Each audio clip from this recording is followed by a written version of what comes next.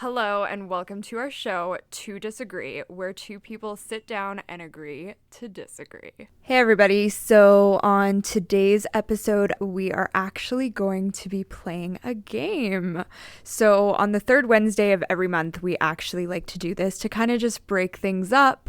It's kind of a bit of a free-for-all, just right off the cuff talking, which is super fun, and it just breaks things up really nicely for us. So the game that we are starting with is called Hypertheticals, and it's actually by Chuck Klosterman, which, if you guys aren't familiar with, Chuck Klosterman is one of my favorite authors. I literally own every book he has ever written, but he's also a journalist, and he actually created this game called Hypertheticals, and it's 50 questions for insane conversations. So I'm super stoked to get into this, and I'm actually going to just read a little note that he essentially wrote in the game. So just have a listen. So some people are extremely good at making small talk. These people are better known as idiots. These are the kind of humans who can talk to a stranger for 40 minutes without learning anything essential about who that stranger is.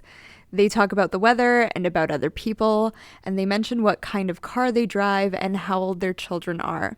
They have conversations in public that are ultimately no different than silence in an empty room. I refuse to be that kind of person. I refuse to make small talk. I refuse. I don't care what the situation is or what the protocol is supposed to be. I see no value in asking someone a friendly, non-adversarial question if neither party cares what the answer is. Instead, I prefer to ask questions where the solution is irrelevant. I pose hypothetical questions where how one answers the query matters far more than the literal conclusion. There is no right answer to these kinds of questions. The end never matters. What matters is how you get to the end. What matters is how you think, not what you think. This deck represents those questions. If these questions seem absurd or boorish or even juvenile, that's totally fine. Don't read them and don't answer them. We don't need to be friends. We are not the same. But if you want to find out who other people really are, these are the conversations you need to have, and you need to have them now. Prepare to become more interesting. I cannot wait to start this. So I will let you do the honors of picking the first hypothetical or hyperthetical question. So I just drew a card called Hired Assassin. You are a hired assassin. It was not your lifelong dream to become a hitman, but it's the vocation destiny has forced upon you. Killing these strangers bothers you deeply. Very often, you are haunted by vivid dreams involving your victims. But you also become somewhat accustomed to the experience. You have successfully murdered 10 people over the past 2 years. Your fee is $10,000 per murder. Knowing your reputation for ruthless efficiency, a member of the criminal underworld asks you to murder his enemy, who is also a known criminal. I really hate this guy, says your prospective employer. He has he's done terrible things to someone I love, so I want you to kill him.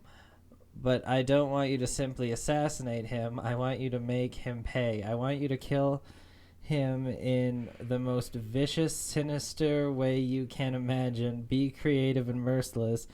And if you do this, I will pay you 25 times your normal fee. Assuming you're already a professional killer who lives outside society's rules, would you accept the new conditions? And if so, how would you commit the murder? Okay. Do you want me to answer first? I mean, go for it. So my first question to him would probably be, do I need to record it? I'd say yes. Okay, so he would want to see a recording of this, like 100%. Oh, most definitely. And I get paid 10 times Yeah, so you my normal fee. Walking So what, like 25 times. 25 times my normal fee. Yeah, so you'd be paid $250,000 instead of 10,000 to kill one person and just like essentially make it hurt more. Oh yeah, Make it's him just, suffer more. Regular everyday murder with extra steps. Right. What was the first part? So it said that like I know I'm a paid assassin already. I know I'm a criminal. I know I live my life outside of like normal means, but I'm haunted by them. Like, is that what? Oh, it bothers you very deeply. Oh, it bothers me deeply. So I'm having like an internal struggle with this. Every step of the way, apparently. I mean, I probably would have an internal struggle with it, like just knowing who I am as a person. But at the end of the day, like I've already killed people, right? Like I've already been living my life that way. In this scenario, right? Yeah. And right, not in real life, right? Yeah, that's what it sounded like. I mean, maybe, who knows?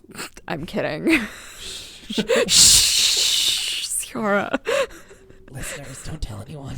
No, I do not live my life as a criminal. But in this scenario, hypothetically, if I did live my life as a criminal already and have killed people, like, what's one more person? Right? Well, I mean, technically it would be your 11th kill in 2 years. Okay, but I'm also making like 25 times more than what I normally make. And if it like bothers me deeply, I'm still going to need to find a means to support myself, you know? Like I'm still going to need that. And if it pays me 25 times more, I could probably take a break for a while. Like I could probably like take a moment and go get some therapy, maybe. Open a deli. Yeah, maybe open a deli. Maybe move to some tropical island and be a beach bum for a while. Like, you know, I wouldn't be, just knowing me personally, I would not be happy about making someone suffer. Like, that would disturb me 100%. But I'm already killing people. I might as well just... And the guy did hurt the other dude's loved one. Yeah, that too. I mean, he didn't hurt me, so, I mean, really, like, it's... That's a very me response.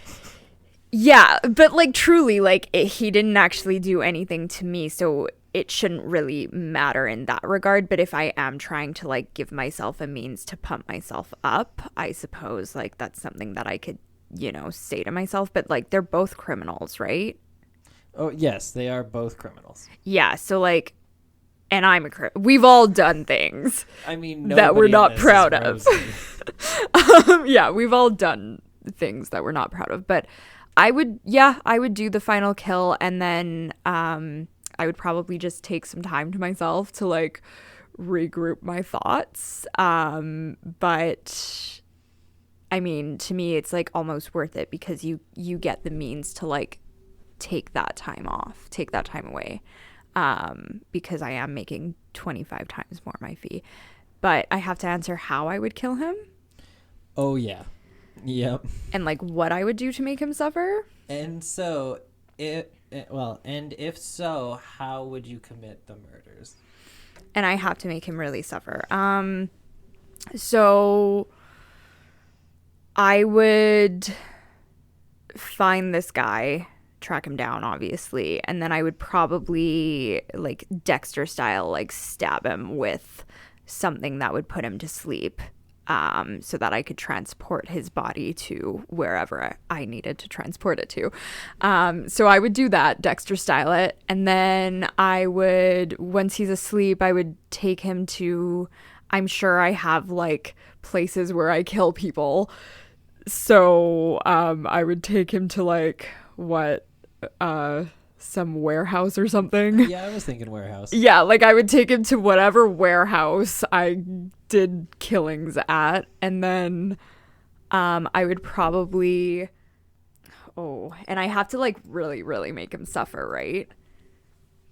Oh yeah, it has to be good and messed up. So I think like, in my personal opinion, the worst thing that I could do to probably make him suffer is burn him with acid. 'Cause I don't know if you've ever experienced a burn, but that shit is painful. Oh, I was in chemistry. Yeah, so I would probably burn him with acid, and then on top of burning him with acid, I would just set him on fire, because that would be, like, the shittiest way to die, in my opinion. Like, nobody wants to be burnt with acid and then also be set on fire. Like, that's, like, double the burn, and that's painful. And I feel like that would be enough suffering for just about anybody. Like, that is, like, I would just do what, like, would be the worst way to die, in my opinion. Like, if I died that way, damn, I'm doing something wrong with my life. So on my side, I would 100% kill this person. So something we actually agree on, guys. We would both kill this guy. Well, and the whole thing is, I wouldn't need the 25 times. What do you mean you wouldn't need the 25 times? I mean, it's a great offer, and of course I'll take it, but I would have done this one gratis. I would need that incentive to do it. Oh, absolutely not. I would not. The minute, I heard that... Like, you would do it for your normal fee. I would do it for my normal fee, and the minute that he told me that this guy hurt somebody that he loved, then that kicks my brain into all's fair in love and war. Yeah, but, like, you're hearing one side of the story. He could have done something horrible to, like, a person he loved, but the other party could have done the same thing, you know? But the other guy isn't paying me. True. He beat you out. So, but yeah, that's, like, I would still ask for the 25 times incentive to make somebody suffer. I'm going to take it, of course. Yeah. But I wouldn't have asked for it. But see, I would still ask for it, because when you make somebody suffer, you're more likely to get caught. Oh, 100%. Like, if I was an assassin, like, I would do it, like, quick, easy, done, whatever, boom, it's over with, because you're less likely to get caught that way. You are 1,000 times more likely to get caught if you make somebody suffer. But also, let's remember, I'm at this point, this will be my 11th kill in 2 years, and I haven't been found up to that point. Yeah, but you probably haven't also, like, you've probably... Paid assassins have rules, like, they live by a certain lifestyle, and, like, the reason why their fees are what they are, and probably the reason why this guy even offered 25 times in the first place, is because there's more risk.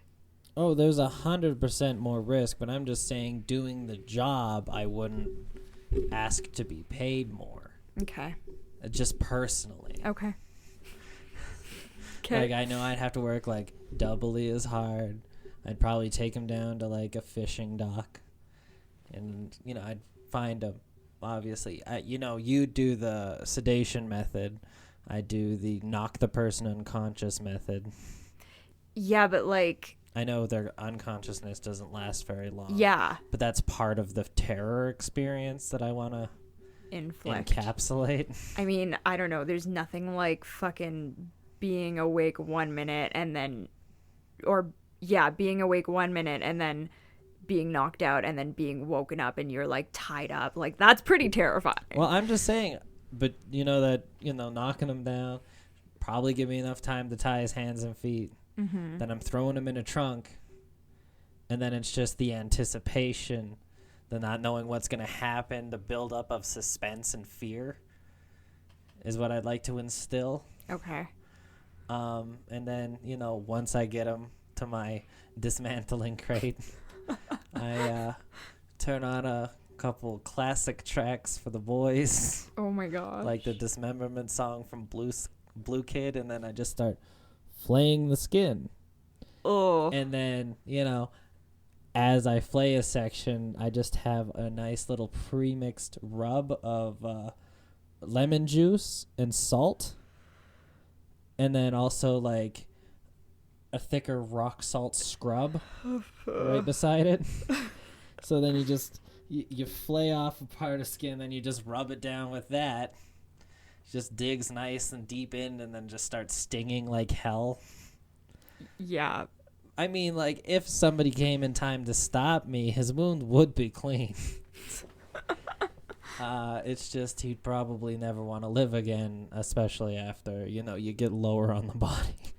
Okay, so you would fillet him? Yeah, I would definitely I'd pull a house fray and just flay his whole body. And how would you kill him finally? Oh, massive blood loss. Yeah, would be. Yeah, that's kind of what I'm thinking. Yeah, I mean, I'd be pumping blood into him to keep him alive until I could conclude at just like below the neck That level. is messed up. You would like give him blood to sustain his life for a while? Him alive. The minute his heart stops, I defib him.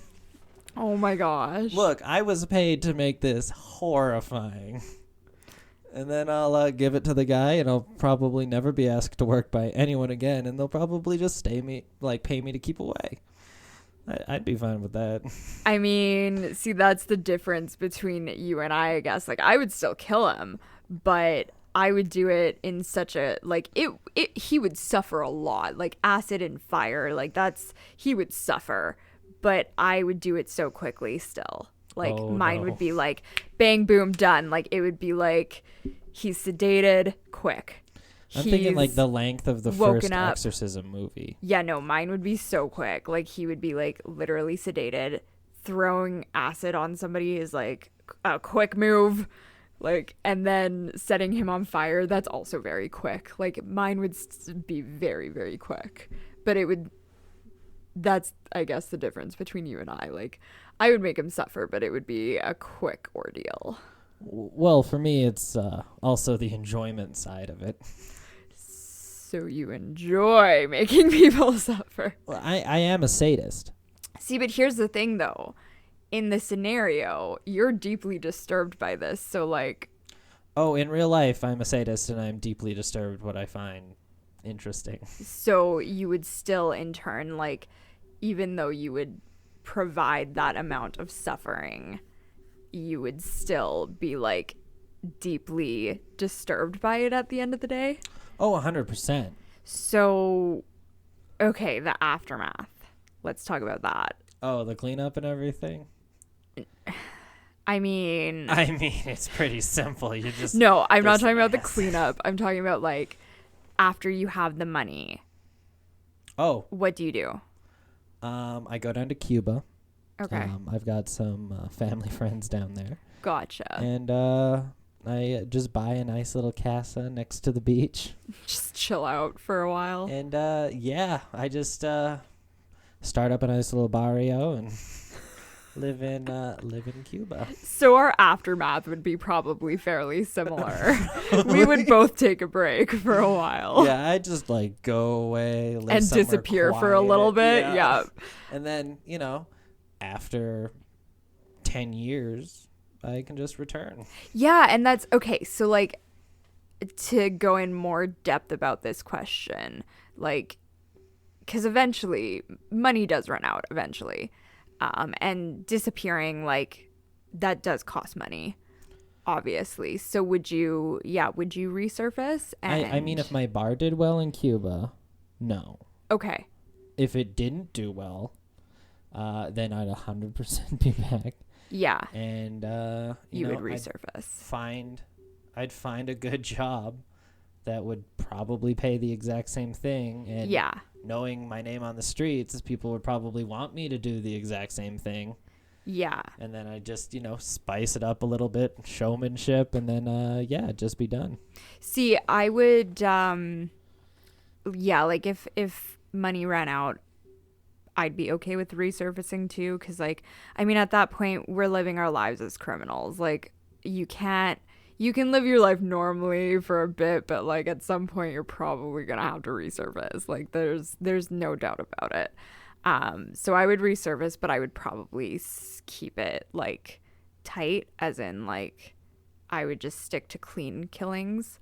'Cause clean killings, like as much as like I know it says that I was deeply disturbed by them, but like I would be much less disturbed just like shooting somebody and like wiping my hands clean of it than like making them suffer. You know, I love the phrase wiping your hands clean because it's a very old Greek thing where, you know, a judge would condemn people and then wash their hands of the whole situation. Yeah. I just find it never means what people want it to. No, but like I'm not wiping my hands clean of it, but just like a quick one and done, like just get it over and done with. Like I'd easily be able to swallow that, you know? Like I know hypothetically it says that I'm like really upset by this, but like if I'm killing people I don't know and like it's just a very quick like you're doing this for a living to survive, this is the path that you went down for whatever reason, like I don't think it would, I know this is gonna sound bad, but I don't think it would deeply disturb me, you know? As long as they weren't like suffering killings would deeply disturb me, but like ones where it's just like, I don't know, the guy, I was paid $10,000 to shoot him, I don't know him, what difference is it gonna make to me? Okay, side hypothetical. Yeah. Say the situation was a loose acquaintance. Ooh. A loose acquaintance that I was making suffer, or a loose acquaintance that I was just killing quickly? Let's run it by you, both situations. A loose acquaintance killing quickly probably still wouldn't bother me, because a loose acquaintance can mean anything, you know? Like, I could meet you one time and shake your hand and you're a loose acquaintance. We could barely exchange words. You're still a loose acquaintance, right? So killing somebody quickly again, regardless if they're like a loose acquaintance or some complete stranger, like I don't think it would bother me. However, making them suffer for a loose acquaintance would bother me even more than like somebody I didn't know at all. Because you like you already know them, right? So like that would disturb me a little bit more than like somebody that I just didn't know at all. Yeah. Like that makes me a human, you know? But a loose acquaintance to kill them quickly, like, you know, I don't know. Personally, I don't see the problem. Like, if it was a friend, now that's a different story. Yeah, I mean, I have really like 3 places in my top friend group. Yeah. Where people can actually ascend to. Yeah. And the minute, you know, one ascends to the group, one's kicked out. What? Oh, it's a terrible way to have like a friend organization. You need to explain this now to me. Like, what? I've never heard something more bizarre in my life. So, you know, like a video game ranking system where you'll have like your leaderboard? I mean, I don't really play video games, but I understand the concept of it, yes. So, yeah, like even just a contest. You get like people that participate and then they'll rise up the ladders. Yup. So, for me, it goes me, most important. It goes my family, second important. And then it goes the 3 spots that are able to be held by people that are outside of my life that I personally would feel bad about something happening to. That is so bizarre to me. But that doesn't mean, like, those are my best friends. Those are the 3 best friend spots. Am I one of your best friends? You're getting close. Oh, I'm moving up the rankings, you guys. Yeah, well, I mean, watch out. Some people of my friend group you may know. I don't even, like... I mean... I think just open up a 4th spot for me. Maybe. I might put you as a friend in regards. Yeah, I don't want to kick any of your current friends out, but... I mean, Nate would be very angry. Yeah, like... Don't kick any of your current friends out, but, you know, just open up, like, a 4th spot this one time, I suppose. Okay, fine. I'll care if you die. I mean, like, let's be honest. I mean, I do care. I do. Like, I consider, like, there's, like, another tier, obviously, coworkers, where I don't want you know, any of my close friends at work, which is pretty much everybody because I work at a pretty amazing company. Yeah. But, you know, everybody there, I would consider my friend, and I would be sad if harm were to befall them. Totally. But it's like I wouldn't be torn up if anyone died. You really? I don't have that emotional, like, realization, I guess, that, you know. I'd be I mean, like, I'd be shocked. I'd be and, shocked, like, yeah. Obviously I'd be concerned. sad. No, I'd be sad too, but I wouldn't grieve.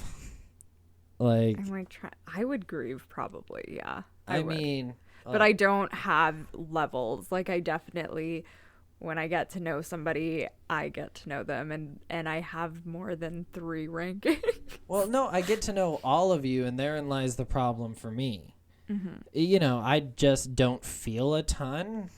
So, like, the small parts of my life in which I am made to feel, like, I treasure. Mm-hmm. Like, I treasure, obviously, my family. I treasure my 3. My 3 ranked friends. I treasure my coworkers. Just to the point, you know, that I love all of you guys. Yeah. Like, I do honestly consider you friends. Yeah. It's just, I honestly haven't known you guys long enough to establish, like, I'm not going to say, like, a lifelong. We just haven't had the time yet. And I get that, but I, like, going back to this hypothetical, I still wouldn't be able to kill any of my, like, if it was a friend of any form. Like, I'm talking, like a very good acquaintance, essentially. What if they did something, like, shitty? Define shitty. Like, abused a dog. I mean, at that point, or a cat, I would not remain friends with them because that's just, like, not cool in my opinion. Or a child. Yeah, like, I mean, obviously, like, yeah, I would just, like, I would react normally, you know, like, and I would probably choose to no longer have that person in my life. Like, if I found out any, like, no, but say you were being paid. Oh, I see what you're saying. Like, this is still within, like, this universe. Okay, I see what you're saying. So a friend of mine had, like, killed a dog, not accidentally. Like, not accidentally, 100% on purpose, and the owner pays you, not knowing that this person is your friend, to kill them. I mean, to me, like, in any situation where somebody makes an animal or a child suffer should also fucking die, in my opinion. Like, I do not like animal abuse or child abuse. Who does? Yeah. So if I had a friend of mine that actually stooped so low to make an animal or a child suffer, I would 100% kill them. Okay, I was just wanting to make sure that was the only part I was adding to the question. Yeah, like, I would 100%, because to me that's like, I don't care who you are. You don't do that to animals or children. So yes, I would still kill them. Well, now we know. I guess I will let you pull the second card. Oh yeah, I can do that. Yeah, one day we should play Uno. I'd be down. Like, Monopoly. Could you imagine? Oh my God. All I want is the railroads. You can have everything else. I just want the railroads. I don't know which card I want. Let's just go with this one. Okay. So, this card is called Stereotypical Jesus. Very intrigued. I mean, with my God complex, I know. So you die from natural causes. You ascend toward a warm white light. You immediately realize you have entered the afterlife. And much to your surprise, it is exactly like the cliched kindergarten version of Christian heaven. The ground is covered by a white cloud-like fog. Angels fly around. You play the harp. You are wearing a comfortable white robe. This is like such a good card for you. Everywhere there is aimlessly walking around, smiling broadly, perfectly content. This, it seems, is how you will spend eternity. Upon your arrival, you are greeted by Jesus, and he looks exactly like the stereotypical depiction of Jesus. Welcome to heaven, he says. I think you will like it here, and I look forward to loving you unconditionally for the duration of time. But I also realize that heaven isn't necessarily for everyone, so I always give newcomers a chance to go to the other place, if that's what they prefer. You say in response, are you referring to hell? Oh no, says Jesus, not hell, certainly not hell. I would never send you to hell. But you can go somewhere that isn't here. It's an other viable post-life option. About 18% of our potential residents go in that direction. What is the other place like, you ask? I can't tell you, says Jesus. But if you do elect to go there, you can never come back here, and you only have 20 minutes to decide. Why only 20, you ask? Because I'm Jesus, says Jesus. What do you do? This is a perfect question. I know. I was like reading it. I'm like, this would be Christian's perfect. So, all in all, I love like the kindergarten depiction of heaven. Yeah. Like it totally does it for me. It suits you quite well. Thank you. But also, it's not hell. Yeah. But that's what Jesus is saying. But he sounds like he's just being a sketch, like just being super sketch. So I mean, it could be hell. But if the viable other option, he's like 18% of our people do this, it's probably just being reborn. Yeah. It's just going right back to hell. Like I find everyday existence is hell unless you choose otherwise. Like every day could be hell if you let it be. Or, every day could just be wonderful. But if we're talking about reincarnation, I'd stay in heaven. But we don't know. And the whole thing is, I would stay there, and I'd build a castle in the clouds. Excuse me, sorry. And, I wouldn't genuinely want to go anywhere. I know, like, this sounds like my perfect place. I know, like, as soon as I was reading this, I'm like, this is where Christian wants to be. Like, I knew that. I could just play golden harps all day. Schmooze on the angels, Yeah, like, I 100% think that lifestyle is suited to you. Oh, it 100% is, darling. Yeah. It's gonna be darling, great. it is 100% my vibe. Totally. Yeah. Me, on the other hand. Okay. That is not my vibe. I do 100%. not. Yeah. Like, if I got to heaven and it was literally like the depicted... She did air quotes? Yeah. The depicted version of heaven that we, like, see in the movies and whatever. That is not my cup of tea. Like, I would, like, bang my head against. Like, would there even be walls for me to bang my head against? Probably not. I mean, it's heaven. You're the architect of your own enjoyment. I would want to bang my head against a wall if that's what I had to do. But the thing is, you could make, like, a little white cloud box with almost nothing in it. No. Like, I would be so completely bored in that life. I would definitely choose the other option. I just feel like... Which might be 50-50 to come back here and do it all over again. Which I think I'd be okay with, But, like, when you go through reincarnation, for the most part, like, if you've studied reincarnation... Well, thoroughly. Yeah, like, you don't remember you're reborn. You're truly reborn, right? So you can lead your lifestyle, like... I think people can remember reincarnation, but I do also think that, like, unless you search for it, like, you're born with a fresh set of eyes kind of thing. I'm sorry to cut in here. There was this child in India. Yeah.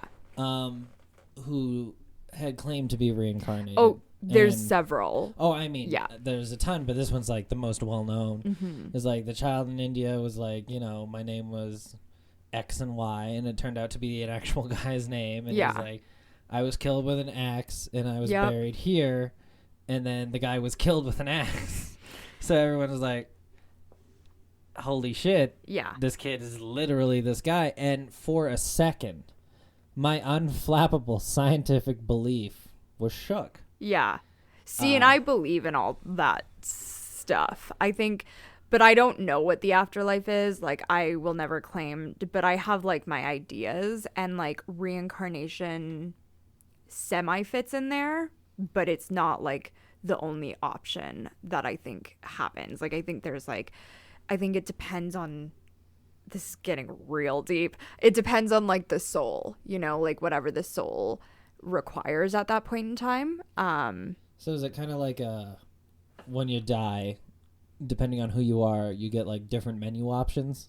Yeah, maybe. Yeah, kind of. I mean, it just depends on like what, this is going to sound so hippy dippy, but like whatever your soul requires at that time, like I think the universe will provide to you, you It's know. like, would you like to reach a higher plane of existence, or would you like to go back and Like, finally are you reach not enlightenment? ready? Like, you know, okay, you know when you meet those friends, or like those, not even friends, you know when you meet people and you're like, you're a baby on this planet. Like, you just know they're like so fresh and so new. Oh my god. Do you like ever get that feeling? Well, they say like Pisces come in as one of like the oldest signs. Yeah.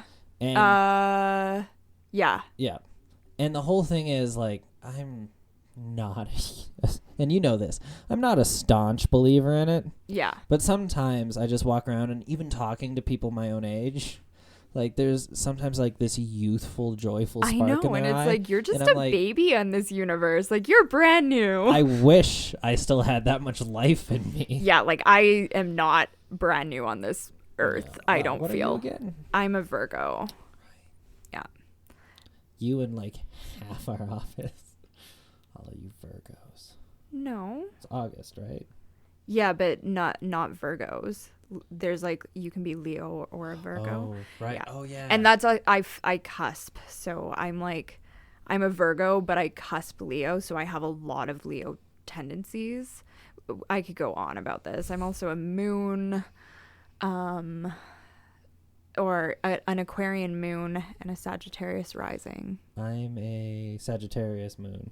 which I found out for you. Yeah, because I wasn't going to look it up. Because I'm obsessed with this stuff. Anyways, back to topic.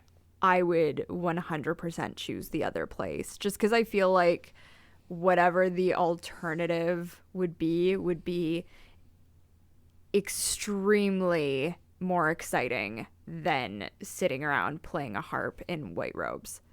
Like, that would bore me very easily, and I'd be not down for it. So I would just want to do something else. Like, you know, this is gonna sound weird, but I would almost like, if it was like the stereotypical heaven and hell, I would almost choose hell. Because I feel like, and I'm talking like movie hell, like if like, to me, like hell probably like you're burning in flames, like whatever, but like your hell probably looks like a lot different than mine. My hell would just like be like Earth, but like a little shittier. So you're looking at it like as a very what was that movie with Robin Williams? What Dreams May Come? I don't know if I've seen that movie. Well, What Dreams May Come, and the hell in it is just what part of your life tormented you, but living it over and over again, and it's just while things around you fall apart. No, maybe, okay, so like, have you ever seen the movie Risk Cutter's A Love Story? No, but it sounds Oh my amazing. god, for any of you who have not seen that movie, you need to go watch it now. But Risk Cutter's A Love Story is like about, it's kind of sad by nature, but it's like also hilarious. So people kill themselves, and basically for those people who have committed suicide, they essentially go to this place that is almost exactly like Earth, just a little shittier, just like a little, like everything's just kind of a little suckier. And it's really, really funny. And I maybe my humor is like really insane to some people, but like to me, like I would almost prefer that. And like I guess my idea of hell is like exactly like Earth, just slightly shittier, but I find humor in that as well. So like I could totally like be down for that. And you should really watch Risk Cutter's A Love Story to I see mean, what I'm after saying. hearing that, of course I will.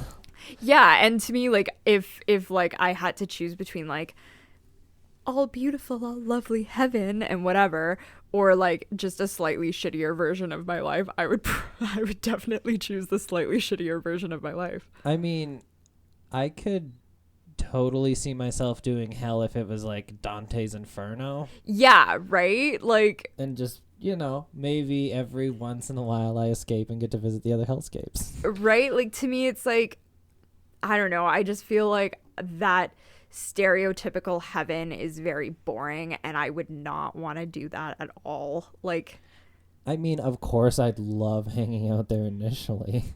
But yeah. probably after the first 100,000 years, It I'd would be like, get boring real quick. Can I do the other thing? Can I now do the other thing? Is that an option at this point? I mean, could you like give me a helmet and a sword and maybe I'll have some fun down there? Yeah. Yeah. Like I just think every alternative would almost be better. I don't think it would be better. I just think it would be different. Because I mean, I don't know necessarily if it would be better. I just think it would not be mind-numbingly boring. Well, I mean, like that's Which is my worst nightmare. Like that would be my worst nightmare, is going to stereotypical heaven, because like that would be my version of hell. Like just having mind-numbingly boring like rest of my I can't Well, do it doesn't that. say that you spend your entire existence in that one part of heaven, though. No, I know. I just like know myself well enough Like, to there know could- that I would consider all of that mind-numbingly boring. Well, there could be more interesting shit the deeper you go in. I don't think so. I think I know myself well enough to know that like I would, if it was the very stereotypical heaven, it would be so boring to me. I'd personally take it, just infinite rest. I think my soul's ridiculously old, and I think, you know, if I do have one, it's done. Yeah, I mean, that's fair. I don't know. But like infinite, I don't know. That's like a whole other topic of discussion that I don't want to get into, because, you know, that's just a lot. Thinking about infinite rest. Like, is it all black? Am I just suspended in air, like happy for... Well, there's a I don't know. philosopher who I enjoy reading, who I can never remember the name of, even though it's something super generic. Right. But one of his quotes is, "There is a God and she is black," Okay. talking about like how the spaces between matter are Yeah. what God is. I mean, like, if you think about space, like, I don't know about you, but deep space and deep ocean, actually, I find so very calming. Like, I am so intrigued by both. I personally find both situations, if not handled correctly, the most horrifying. No, things in I the think I world. would find it so calming. Like, I would just, like, if I if I accidentally drowned one day, fingers crossed that's not what happens, but like also that would be like such a peaceful way to go, like in my opinion. Like I would just like kind of be like allow myself to just let go. And I think like if for whatever reason, if I was in NASA and going to space all the time, if I lived a different life and had to do that, and I was like in a situation where like I couldn't do anything, like I feel like that would be such a peaceful way to go, like in deep space too, you know? I feel like the space one would 100% be fine with me, but I think deep sea, like say I'm going on a survey mission in a submarine, and one of, you know, the protective layers buckles, Yeah. and I'm crushed to death. I mean, by that's like a little bit massive different. steel I'm and talking rage. about like if you were to just like naturally like If you were to just like shoot yourself out an airlock. Yeah. And like just are kind of like floating and essentially drowning wouldn't be pleasant. That's not pleasant. But I think like how it looks is quite beautiful, you know? Like I'm so intrigued by deep ocean and space for. No, I think it's beautiful. Yeah. I just don't think I'd want to meet my end in either environment. I'd be cool with me if that's how I met my end. Cool. Whatever. Like, that's I'd cool. personally be fine with like a nuke. Well, you just wouldn't feel anything. It would just flash vaporize. Yeah, like it would be that you'd be there and then you just wouldn't be there. And I could take a meteor strike. Yeah. Because it would be, fire and fear and then quiet. Yeah. Like, I would just like to die in a way that I knew if I tried hard enough, I could potentially get away from. Yeah, no, like I would almost be like more down for like ways where you almost just have to give into it. Like, this is happening. It's like a bear I'm fine with you. it. No, no, you that just would have to give into. I mean, yes, that you would just have to give into, but that would be like extremely more painful. Or like a cougar. Yeah, that would be way more painful. But like in a way where like, yeah, like if I was on a boat and like I would just kind of like give into it, because it would in the long run just. It's happening. It might as well happen. Like, it's a peaceful way to happen. So. I mean, externally it looks peaceful. Maybe we should have, like, a guest on the show who's drowned. Have you drowned? Would you like to? But actually, there are a lot of people who say that, like, they've, through drowning and, like, coming back, like, it is very peaceful. Like, drowning doesn't feel pleasant, but after you get over that initial unpleasantness, like it's just kind of like peaceful. I don't think I could. Like, just mentally, I don't think I could take the hurdle. Yeah. About. But when you're in a situation like you would have no choice in the matter. If you're drowning, you're drowning. There's nothing you can do about it. Yeah, I mean, I guess you're right. Yeah, like if there's no way out, there's no way out. There's nothing you can do about it. Like. And at that point, I would just, like, give in, and it would be super peaceful. And I'd be like, cool, this is sick way to go. This is how I die. This is how I die. Super great. Are you happy? I know I am. Right? I mean, yeah, like, if I were in that kind of situation, I'd just kind of give into it. It's fine. It's happening.